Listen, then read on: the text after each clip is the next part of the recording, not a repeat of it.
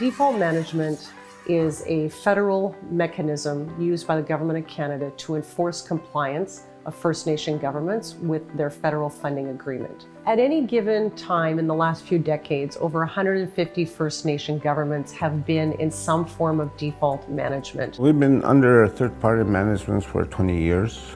You don't have no space, you don't have no resources. You've been dictated to from the third-party managers, the government, the department.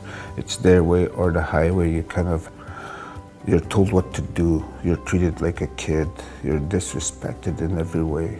The Default Management Prevention Pilot Project was at the request of the Minister back in 2016, who came to the FMB to find a solution to the default management crisis across nations in Canada. The FMB partnered with 5 First Nation governments who had been in third-party management from anywhere from 7 to 23 years, with the average being 12 years.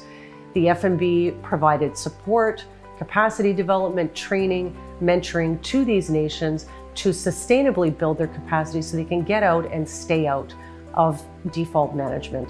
That pilot project has really benefited the community. It gave us a way out of being under third-party management. It gave us hope that we could be self-sufficient and that we could manage our own affairs, and they guide us in so many ways. I'm very proud of being affiliated with FMB and for them to get the services that we got from them. This pilot project has been very good for our community. It helped us move forward. It helped us go past that hurdle when we were trying to get out of the third-party management. I think for Roseau River, success financially means that we're going to be independent in managing our financial affairs. We can start building on these strategic plans that we have for our community. We're able to be economically independent from INAC, and we're going to create our own wealth in our community, and that's the ultimate goal for my nation. Well, success down the road, it looks very good, but we're not there yet, but we're working towards that goal to have our own source revenues, our own businesses, our own malls, our own land, more land that we incorporate into reserve land.